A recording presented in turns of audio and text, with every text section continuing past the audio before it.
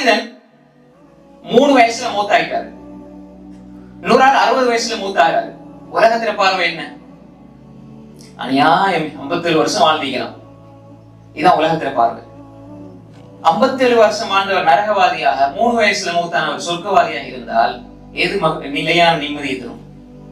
உலகத்துல பார்வையில மகிழ்ச்சி என்ன, சந்தோஷமா வாழ்ந்திருக்கலாமே.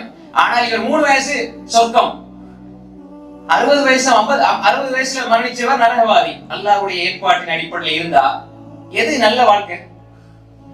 இந்த வாழ்க்கை என்பது 60 வருடம் என்பது சாதாரணமாக கடந்து போற ஒரு வாழ்க்கை.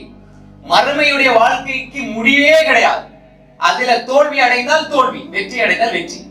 அப்ப நம்முடைய பாதையில், நம்முடைய பார்வையில் ஏதோ சின்ன புள்ள மூத்தாகிருச்சு, அழுகிறோம், கத்துறோம், கதறோம். ஆனா அல்லாஹ் அவனுடைய ஏற்பாடு சொர்க்கவாதி. அவன் உண்மையான நிம்மதி அடை